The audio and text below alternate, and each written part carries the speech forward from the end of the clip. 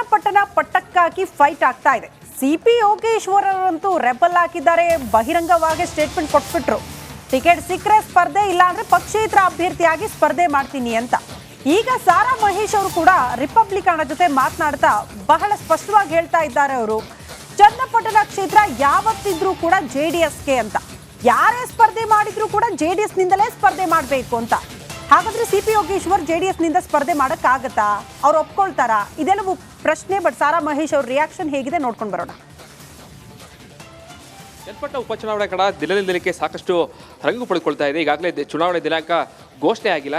ಇಷ್ಟಾದರೂ ಕೂಡ ಈಗಾಗಲೇ ಅಭ್ಯರ್ಥಿ ಯಾರಾಗ್ತಾರೆ ಅನ್ನೋದ್ರ ಬಗ್ಗೆ ಸಾಕಷ್ಟು ಚರ್ಚೆಗಳು ನಡೀತಾ ಇದೆ. ಈಗಾಗಲೇ ಸಿಪಿ ಯೋಗೇಶ್ವರ್ ಕೂಡ ಬಣ್ಣದ ಬಾವುಟ ಕೂಡ ಆರಿಸ್ತಾ ಇದ್ದಾರೆ. ಈ ಬಗ್ಗೆ ಮಾತಾಡೋದಕ್ಕೆ ಜೊತೆಗೆ JDS ನಾಯಕರಾದಂತಹ ಸಾರಾ ಮಹೇಶ್ ಅವ್ರನ್ನ ಮಾತಾಡ್ತಾ ಹೋಗ್ತೀನಿ. ಸರ್, ಚನ್ನಪಟ್ಟಣದಲ್ಲಿ ಯಾರು ಅಭ್ಯರ್ಥಿ ಆಗ್ತಾರೆ ಸರ್? JDS BJPಯ ಮೈತ್ರಿ ಅಭ್ಯರ್ಥಿ ಆಗ್ತಾರೆ. ಈಗ ಒಂದು ತಿಂಗಳಲ್ಲಿ ಕುಮಾರಣ್ಣವ್ರನ್ನ ಭೇಟಿ ಮಾಡಿಸಿದ್ದೆ. ಬಟ್ ಈಗ ಯಾವ ಹಿನ್ನೆಲೆಯಲ್ಲಿ ಅವ್ರು ಹೇಳಿದ್ದಾರೆ ಅಂತ ನಂಗೆ ಗೊತ್ತಿಲ್ಲ. ನಾನು ಮಾತಾಡೋಕ್ಕಾಗಿಲ್ಲ. ಬಟ್ ನಮ್ಮ ಕಾರ್ಯಕರ್ತರ ಮುಖಂಡರ ಒತ್ತಡ ನಿಖಿಲ್ ಕುಮಾರಸ್ವಾಮಿ ಅವರೇ ಆಗಬೇಕು ಅನ್ನೋದಿದೆ. ಬಟ್ ಅವರು ಸಂಘಟನೆ ಹಿತದೃಷ್ಟಿಯಿಂದ ಯಾವ ಕಾರಣಕ್ಕೂ ಬೇಡ ಅಂತ ಹೇಳ್ತಾ ಇದ್ದಾರೆ.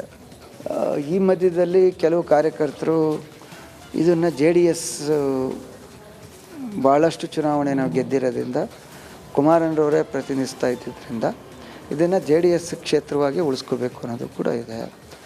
ಇದ್ರ ಮಧ್ಯದಲ್ಲಿ ಕಾಂಗ್ರೆಸ್ನವ್ರಿಗೆ ಏನಾದರೂ ಮಾಡಿ ನಾವು ಅವರಿಂದ ಈ ಸೀಟನ್ನು ಕಸಿದ್ಕೋಬೇಕು ಅನ್ನೋ ಪ್ರಯತ್ನ ನಡೀತಾ ಇದೆ. ಚುನಾವಣೆ ಡಿಕ್ಲೇರ್ ಆಗಲಿ, ಇದು ಭಾಳ ಟೂ ಅರ್ಲಿ, ಭಾಳಷ್ಟು ಬೇಗ ಆಯಿತು ಅಂತ ಅನಿಸುತ್ತೆ. ಈಗ ಯೋಗೇಶ್ವರು ಕೂಡ MLC ಇದ್ದಾರೆ ಅಲ್ವಾ? ಅದನ್ನು ಕೂತು ಮಾತಾಡೋಣ, ಚರ್ಚೆ ಮಾಡೋಣ. ನೀವು ಭೇಟಿ ಮಾಡಿಸಲು ಕೂಡ ಕುಮಾರಸ್ವಾಮಿ ಸಲಹೆ ಕೊಟ್ಟರೆ ಯಾರಿಗೆ? ಯೋಗೇಶ್ವರ್ ಅವರಿಗೆ ಭಾಳಷ್ಟು ಚರ್ಚೆ ಮಾಡಿದ್ದಾರೆ. ಆಮೇಲೆ ಎಲ್ಲರೂ ಪೂರಕವಾಗೇ ಇದ್ದಾರೆ. ಈಗ ಮೊನ್ನೆ ನಿಖಿಲ್ ಅವರು ಕೂಡ ಅವರ ಮನೆಯಲ್ಲಿ ಒಂದು ವಿಷಾದ ಸಂಗತಿಯಾದಾಗ ಹೋಗಿ ಮಾತಾಡಿ ಬಂದಿದ್ದಾರೆ. ಅವರವರೆಲ್ಲರೂ ಚೆನ್ನಾಗೇ ಇದ್ದಾರೆ, ಕೂತು ಮಾತಾಡ್ತಾರೆ. ಯೋಗೇಶ್ವರ್ ದುಡುಕ್ತಾ ಇದ್ದಾರೆ ಸರ್ ಹೇಗೆ ಅಂತ ನಾನು ನೋಡೋಣ, ಮಾತಾಡ್ತೀನಿ. ಏನಂತ ವಿಚಾರ ನನಗಿನ್ನೂ ಮೀಡಿಯಾ ಮುಂದೆ ಬಂದಿರತಕ್ಕಂಥದ್ದು ಅಷ್ಟೇ. ನಾವೊಂದು ಸಾರಿ ಅವ್ರ ಜೊತೆ ಫೋನಲ್ಲಿ ಮಾತಾಡಿದ್ಮೇಲೆ ರಿಯಾಕ್ಷನ್ ಕೊಡ್ತೀನಿ. ನಿಖಿಲ್ ಅವ್ರನ್ನ ಕನ್ವಿನ್ಸ್ ಮಾಡ್ತೀರಾ ಸರ್ ಈ ಕ್ಷೇತ್ರದ ಬಗ್ಗೆ? ನಿಖಿಲ್ ಅವರು ಡೆವಲಪ್ಮೆಂಟು ಸಂಘಟನೆ ದೃಷ್ಟಿಯಿಂದ ಹೆಚ್ಚಿನ ಆಸಕ್ತಿ ಇದೆ ಈ ಕ್ಷೇತ್ರದ ಬಗ್ಗೆ. ರಾಮನಗರ ಕ್ಷೇತ್ರ ಇಡೀ 224 ಕ್ಷೇತ್ರದ ಜೊತೆ ಹೇಗೋ ಹಾಗೇನೆ. ಬಟ್ ಅವ್ರಿಗೆ ಚುನಾವಣೆ ಆಕಾಂಕ್ಷಿ ಇಲ್ಲ, ಚುನಾವಣೆ ನಿಲ್ಲಬೇಕು ಅನ್ನೋದು ಅವ್ರ ಮನಸ್ಸಲ್ಲಿಲ್ಲ. ಇದಿಷ್ಟು JDS ನಾಯಕರಾದಂತಹ ಸಾರಾ ಮಹೇಶ್ ಅವರ ಮಾತುಗಳು. ಕ್ಯಾಮ್ರಾ ಪರ್ಸನ್ ಸಚಿವ ಜೊತೆಗೆ ವಿನೋದ್ ಪಡ್ವಾರಳ್ಳಿ, ಪಬ್ಲಿಕ್ ಕನ್ನಡ, ಮೈಸೂರು. ಸಾರಾ ಮಹೇಶ್ ಅವರು ಹೇಳೋ ಪ್ರಕಾರ ಯಾರೇ ಸ್ಪರ್ಧೆ ಮಾಡಿದ್ರು JDSಗೆ ಒಪ್ಪಂದ ಆಗ್ಬಿಟ್ಟಿದೆ, ಆ ಕ್ಷೇತ್ರ ನಿಮ್ಗೆ ಅಂತ. ಸಿಪಿ ಯೋಗೇಶ್ವರ್ ಅವ್ರ ನಡೆ ಏನು ಅಂತ? ಪಾಪ ಇದು ನಿಜವಾಗಿ ಇಲ್ಲಿ ಕುಮಾರಸ್ವಾಮಿ ಸಿಕ್ಕಾಕೊಂಡ್ಬಿಟ್ರು. ನನ್ನ ಪ್ರಕಾರ ಅವ್ರು ರೆಡಿ ಇದ್ರು ಸಿಪಿ ಯೋಗೇಶ್ವರ್ಗೆ ಕೊಡ್ಲಿಕ್ಕೆ, BJPಯಿಂದ ಆದರೂ ಹೋಗ್ಲಿ ಅಂತೇಳಿ. ಅಮಿತ್ ಶಾ ಏನು ಹೇಳ್ಬಿಟ್ರು, 3 ಕ್ಷೇತ್ರಗಳ ಪೈಕಿ 2 BJPಗೆ, ಅದು ನಿಮ್ದಲ್ವಾ, ಅದು ನಿಮಗೆ ಅಂತ. ಇಲ್ಲಿಗೆ ಕ್ಯಾಂಡಿಡೇಟ್ ಇಲ್ಲ. ಕ್ಯಾಂಡಿಡೇಟ್ ಬೇರೆ ಸಿಪಿ ಯೋಗೇಶ್ವರ್ ಅಲ್ಲದೆ ಬೇರೆ ಯಾರಾದ್ರೂ ಏನೂ ಆಗ್ತಿರ್ಲಿಲ್ಲ. ಈ ಅಡಕತ್ತಲ್ಲಿ ಸಿಕ್ಕಾಕೊಂಡ್ಬಿಟ್ರು ಕುಮಾರಸ್ವಾಮಿ. ಇಲ್ಲಿ ಸಿಕ್ಕಾಕೊಂಡಿರೋದು ಪಾಪ ಕುಮಾರಸ್ವಾಮಿ. ಈಗ ನೋಡಿ ಆಯ್ತಾ, ಅಲ್ಲಿ ವಿಜೇಂದ್ರ ಮತ್ತು ಯಡಿಯೂರಪ್ಪ ಇಷ್ಟ ಇಲ್ಲ ಇವರು ಕೊಡ್ಲಿಕ್ಕೆ. ಸಿಪಿ ಯೋಗೇಶ್ವರ್ ಕೊಡ್ಲಿಕ್ಕೆ ಕುಮಾರಸ್ವಾಮಿಗೆ ಇಷ್ಟ ಇಲ್ಲ, ತೊಂದರೆ ಇಲ್ಲ, ಯಾಕಂದ್ರೆ ನಮಗೆ ಮಂಜುನಾಥ್ ಅವ್ರನ್ನ ಗೆಲ್ಲಿಸ್ಕೊಟ್ಟಿದ್ದಾರೆ ಅಂತೇಳಿ ಅವರು ಪೂರ್ಣ ಪ್ರಮಾಣದಲ್ಲಿ ಹೋಗ್ತಾ ಇದ್ದಾರೆ. ಏನು ಇದರ ಪ್ರಕಾರನೇ, ಯಾವುದು ಮೈತ್ರಿ ಪ್ರಕಾರನೇ. ಅಲ್ಲಿ ಇಲ್ಲ, ನೀವು JDS ಹಾಕಿ, ಯಾರನ್ನು JDS ಹಾಕ್ತೀರಿ? ನಿಖಿಲನ್ನು ಹಾಕಿದ್ರೆ ಅಷ್ಟು ಈಸಿ ಅಲ್ಲ, ಯಾಕಂದ್ರೆ 2 ಬಾರಿ ಸೋತಾರೆ, 3ನೇ ಬಾರಿ ಸೋತ್ರೆ ಆಮೇಲೆ ನಿಮಗೆ ದೊಡ್ಡ ಭವಿಷ್ಯನೇ ಇಲ್ಲ ಅಂತ ಆಗ್ಬಿಡುತ್ತೆ. ಮೇಡಮ್ ಅನ್ನ ಇಳಿಸ್ತಾರಾ, ಅನಿತಾ ಕುಮಾರಸ್ವಾಮಿ ಇಳಿಸ್ತಾರಾ ಗೊತ್ತಿಲ್ಲ. ಸೊ ಹಾಗಿರುವಾಗ ಪಾಪ ಇಲ್ಲಿ ಒಂದು ಕುಮಾರಸ್ವಾಮಿ ಅಡಕತ್ತಲ್ಲಿ ಸಿಕ್ಕಿದ್ದಾರೆ, ನಂಬರ್ 1. ಆಮೇಲೆ ಸಿಪಿ ಯೋಗೇಶ್ವರ್ ಅವ್ರದ್ದು ಬ್ಯಾಡ್ ಲಕ್ಕೆ, ಗುಡ್ ಲಕ್ ಖರಾಬ್ ಅಲ್ಲ, ಬ್ಯಾಡ್ ಲಕ್ಕೆ ಖರಾಬು. ಆ ಕಡೆನಿಲ್ಲ ಈ ಕಡೆನಿಲ್ಲ, ಕಾಯನೈ ಪಿಯನೈ ಗ್ಲಾಸ್ ಪೊಡ್ಡಲ್ಲ ಅಂತ ಅವ್ರದ್ದು ಪರಿಸ್ಥಿತಿ. ನನಗನ್ಸುತ್ತೆ DK ಶಿವಕುಮಾರ್ ಅವಕಾಶ ಬಿಡೋದಿಲ್ಲ. ಸಿಪಿ ಯೋಗೇಶ್ವರ್ ಅವ್ರನ್ನ ಕಾಂಗ್ರೆಸ್ಗೆ ಎತ್ತಾಕೊಂಬಂದು ಕ್ಯಾಂಡಿಡೇಟ್ ಮಾಡ್ತಾರೆ ಅಂತ ಅನಿಸ್ತಾ ಇದೆ. ಯಾಕಂದ್ರೆ ಅವ್ರಿಗೆ ಇರುವಂಥ ಲಾಭ ಅದು ಒಂದೇ. ನೋಡೋಣ. ಚನ್ನಪಟ್ಟಣ ಪಟ್ಟಕ್ಕಾಗಿ ಫೈಟ್ ಆಗ್ತಾ ಇದೆ. ಸಿಪಿ ಯೋಗೇಶ್ವರ್ ಅವರಂತೂ ರೆಬಲ್ ಹಾಕಿದ್ದಾರೆ. ಬಹಿರಂಗವಾಗಿ ಸ್ಟೇಟ್ಮೆಂಟ್ ಕೊಟ್ಬಿಟ್ರು, ಟಿಕೆಟ್ ಸಿಕ್ಕರೆ ಸ್ಪರ್ಧೆ, ಇಲ್ಲ ಅಂದ್ರೆ ಪಕ್ಷೇತರ ಅಭ್ಯರ್ಥಿಯಾಗಿ ಸ್ಪರ್ಧೆ ಮಾಡ್ತೀನಿ ಅಂತ. ಈಗ ಸಾರಾ ಮಹೇಶ್ ಅವರು ಕೂಡ ರಿಪಬ್ಲಿಕನ್ ಜೊತೆ ಮಾತನಾಡ್ತಾ ಬಹಳ ಸ್ಪಷ್ಟವಾಗಿ ಹೇಳ್ತಾ ಇದ್ದಾರೆ. ಅವರು ಚನ್ನಪಟ್ಟಣ ಕ್ಷೇತ್ರ ಯಾವತ್ತಿದ್ರೂ ಕೂಡ ಜೆಡಿಎಸ್ಗೆ ಅಂತ, ಯಾರೇ ಸ್ಪರ್ಧೆ ಮಾಡಿದ್ರು ಕೂಡ JDS ನಿಂದಲೇ ಸ್ಪರ್ಧೆ ಮಾಡಬೇಕು ಅಂತ. ಹಾಗಾದ್ರೆ CP ಯೋಗೇಶ್ವರ್ JDS ನಿಂದ ಸ್ಪರ್ಧೆ ಮಾಡಕ್ಕಾಗತ್ತಾ? ಅವ್ರು ಒಪ್ಕೊಳ್ತಾರಾ? ಇದೆಲ್ಲವೂ ಪ್ರಶ್ನೆ. ಬಟ್ ಸಾರಾ ಮಹೇಶ್ ಅವ್ರ ರಿಯಾಕ್ಷನ್ ಹೇಗಿದೆ ನೋಡ್ಕೊಂಡು ಬರೋಣ. ಚನ್ನಪಟ್ಟಣ ಉಪಚುನಾವಣೆ ಕಡ ದಿನದಿಂದ ದಿನಕ್ಕೆ ಸಾಕಷ್ಟು ರಂಗು ಪಡೆದುಕೊಳ್ತಾ ಇದೆ. ಈಗಾಗಲೇ ಚುನಾವಣೆ ದಿನಾಂಕ ಘೋಷಣೆ ಆಗಿಲ್ಲ.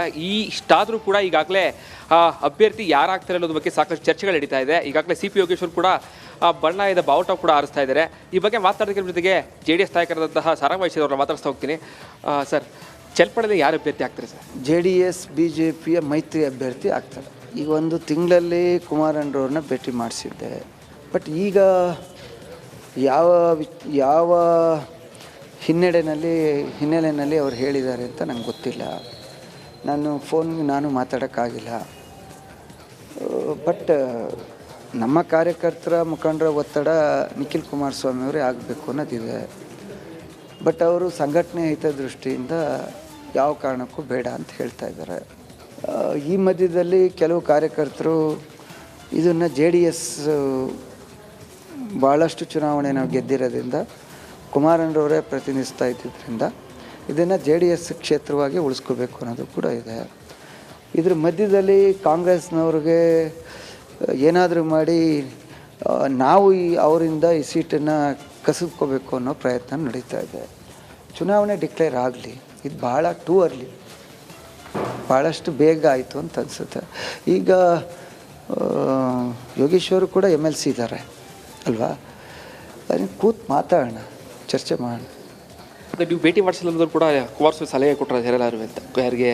ಯೋಗೇಶ್ವರ್ ಅವರಿಗೆ ಭಾಳಷ್ಟು ಚರ್ಚೆ ಮಾಡಿದ್ದಾರೆ. ಆಮೇಲೆ ಎಲ್ಲರೂ ಪೂರಕವಾಗೇ ಇದ್ದಾರೆ. ಈಗ ಮೊನ್ನೆ ನಿಖಿಲ್ ಅವರು ಕೂಡ ಅವರ ಮನೆಯಲ್ಲಿ ಒಂದು ವಿಷಾದ ಸಂಗತಿಯಾದಾಗ ಹೋಗಿ ಮಾತಾಡಿ ಬಂದಿದ್ದಾರೆ. ಅವರವರೆಲ್ಲರೂ ಚೆನ್ನಾಗೇ ಇದ್ದಾರೆ, ಕೂತು ಮಾತಾಡ್ತಾರೆ.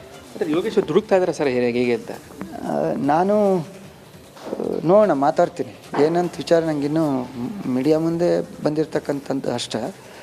ನಾವೊಂದು ಸಾರಿ ಅವ್ರ ಜೊತೆ ಫೋನಲ್ಲಿ ಮಾತಾಡಿದ್ಮೇಲೆ ರಿಯಾಕ್ಷನ್ ಕೊಡ್ತೀನಿ. ನಿಖಿಲ್ ಅವ್ರನ್ನ ಕನ್ವಿನ್ಸ್ ಮಾಡ್ತೀರಾ ಸರ್ ಈ ಕ್ಷೇತ್ರದ ಬಗ್ಗೆ? ನಿಖಿಲ್ ಅವರು ಡೆವಲಪ್ಮೆಂಟು ಸಂಘಟನೆ ದೃಷ್ಟಿಯಿಂದ ಹೆಚ್ಚಿನ ಆಸಕ್ತಿ ಇದೆ ಈ ಕ್ಷೇತ್ರದ ಬಗ್ಗೆ. ರಾಮನಗರ ಕ್ಷೇತ್ರ ಇಡೀ 224 ಕ್ಷೇತ್ರದ ಜೊತೆ ಹಾಗೇನೆ. ಬಟ್ ಅವ್ರಿಗೆ ಚುನಾವಣೆ ಆಕಾಂಕ್ಷಿ ಇಲ್ಲ, ಚುನಾವಣೆ ನಿಲ್ಲಬೇಕು ಅನ್ನೋದು ಅವ್ರ ಮನಸ್ಸಲ್ಲಿಲ್ಲ. ಇದಿಷ್ಟು JDS ನಾಯಕರಾದಂತಹ ಸಾರಾ ಮಹೇಶ್ ಅವರ ಮಾತುಗಳು. ಕ್ಯಾಮ್ರಾ ಪರ್ಸನ್ ಸಚಿವ ಜೊತೆಗೆ ವಿನೋದ್ ಪಡ್ವಾರಳ್ಳಿ, ಪಬ್ಲಿಕ್ ಕನ್ನಡ, ಮೈಸೂರು. ಸಾರಾ ಮಹೇಶ್ ಅವರು ಹೇಳೋ ಪ್ರಕಾರ ಯಾರೇ ಸ್ಪರ್ಧೆ ಮಾಡಿದ್ರು JDSಗೆ ಒಪ್ಪಂದ ಆಗ್ಬಿಟ್ಟಿದೆ, ಆ ಕ್ಷೇತ್ರ ನಿಮ್ಗೆ ಅಂತ. CP ಯೋಗೇಶ್ವರ್ ಅವ್ರ ನಡೆ ಏನು ಅಂತ ಪಾಪ ಇದು ನಿಜವಾಗಿ ಇಲ್ಲಿ ಕುಮಾರಸ್ವಾಮಿ ಸಿಕ್ಕಾಕೊಂಡ್ಬಿಟ್ರು. ನನ್ನ ಪ್ರಕಾರ ಅವ್ರು ರೆಡಿ ಇದ್ರು CP ಯೋಗೇಶ್ವರ್ಗೆ ಕೊಡ್ಲಿಕ್ಕೆ, BJPಯಿಂದ ಆದರೂ ಹೋಗ್ಲಿ ಅಂತೇಳಿ. ಅಮಿತ್ ಶಾ ಏನು ಹೇಳ್ಬಿಟ್ರು, 3 ಕ್ಷೇತ್ರಗಳ ಪೈಕಿ 2 BJPಗೆ, ಅದು ನಿಮ್ದಲ್ವಾ ಅದು ನಿಮಗೆ ಅಂತ. ಇಲ್ಲಿಗ ಕ್ಯಾಂಡಿಡೇಟ್ ಇಲ್ಲ, ಕ್ಯಾಂಡಿಡೇಟ್ ಬೇರೆ. CP ಯೋಗೇಶ್ವರ್ ಅಲ್ಲದೆ ಬೇರೆ ಯಾರಾದ್ರೂ ಏನೂ ಆಗ್ತಿರ್ಲಿಲ್ಲ. ಈ ಅಡಕದಲ್ಲಿ ಸಿಕ್ಕಾಕೊಂಡ್ಬಿಟ್ರು ಕುಮಾರಸ್ವಾಮಿ. ಇಲ್ಲಿ ಸಿಕ್ಕಾಕೊಂಡಿರೋದು ಪಾಪ ಕುಮಾರಸ್ವಾಮಿ. ಈಗ ನೋಡಿ ಆಯ್ತಾ, ಅಲ್ಲಿ ವಿಜೇಂದ್ರ ಮತ್ತು ಯಡಿಯೂರಪ್ಪ ಇಷ್ಟ ಇಲ್ಲ ಇವರು ಕೊಡ್ಲಿಕ್ಕೆ. CP ಯೋಗೇಶ್ವರ್ ಕೊಡ್ಲಿಕ್ಕೆ ಕುಮಾರಸ್ವಾಮಿಗೆ ಇಷ್ಟ ಇದೆ, ತೊಂದರೆ ಇಲ್ಲ. ಯಾಕಂದ್ರೆ ನಮಗೆ ಮಂಜುನಾಥ್ ಅವ್ರನ್ನ ಗೆಲ್ಲಿಸ್ಕೊಟ್ಟಿದ್ದಾರೆ ಅಂತೇಳಿ ಅವರು ಪೂರ್ಣ ಪ್ರಮಾಣದಲ್ಲಿ ಹೋಗ್ತಾ ಇದ್ದಾರೆ. ಏನು ಇದರ ಪ್ರಕಾರನೇ, ಯಾವುದು ಮೈತ್ರಿ ಪ್ರಕಾರನೇ. ಅಲ್ಲಿ ಇಲ್ಲ, ನೀವು JDS ಹಾಕಿ. ಯಾರನ್ನು JDS ಹಾಕ್ತೀರಿ? ನಿಖಿಲನ್ನು ಹಾಕಿದ್ರೆ ಅಷ್ಟು ಈಸಿ ಅಲ್ಲ. ಯಾಕಂದ್ರೆ 2 ಬಾರಿ ಸೋತಾರೆ, 3ನೇ ಬಾರಿ ಸೋತ್ರೆ ಆಮೇಲೆ ನಿಮಗೆ ದೊಡ್ಡ ಭವಿಷ್ಯನೇ ಇಲ್ಲ ಅಂತ ಆಗ್ಬಿಡುತ್ತೆ. ಮೇಡಮನ್ನು ಇಳಿಸ್ತಾರಾ, ಅನಿತಾ ಕುಮಾರಸ್ವಾಮಿ ಇಳಿಸ್ತಾರ ಗೊತ್ತಿಲ್ಲ. ಸೊ ಹಾಗಿರುವಾಗ ಪಾಪ ಇಲ್ಲಿ ಒಂದು ಕುಮಾರಸ್ವಾಮಿ ಅಡಕತ್ತಲ್ಲಿ ಸಿಕ್ಕಿದ್ದಾರೆ, ನಂಬರ್ 1. ಆಮೇಲೆ CP ಯೋಗೇಶ್ವರ್ ಅವ್ರದ್ದು ಬ್ಯಾಡ್ ಲಕ್, ಗುಡ್ ಲಕ್ ಖರಾಬ್ ಅಲ್ಲ, ಬ್ಯಾಡ್ ಲಕ್ಕೇ ಖರಾಬು. ಆ ಕಡೆನಿಲ್ಲ ಈ ಕಡೆನಿಲ್ಲ, ಕಾಯನೈ ಪಿಯನೈ ಗ್ಲಾಸ್ ಪೊಡ್ಡಲ್ಲ ಅಂತ ಅವ್ರದ್ದು ಪರಿಸ್ಥಿತಿ. ನನಗನ್ಸುತ್ತೆ DK ಶಿವಕುಮಾರ್ ಅವಕಾಶ ಬಿಡೋದಿಲ್ಲ. CP ಯೋಗೇಶ್ವರ್ ಅವ್ರನ್ನ ಕಾಂಗ್ರೆಸ್ಗೆ ಎತ್ತಾಕೊಂಬಂದು ಕ್ಯಾಂಡಿಡೇಟ್ ಮಾಡ್ತಾರೆ ಅಂತ ಅನಿಸ್ತಾ ಇದೆ. ಯಾಕೆಂದರೆ ಅವ್ರಿಗೆ ಇರುವಂಥ ಲಾಭ ಅದು ಒಂದೇ. ನೋಡೋಣ.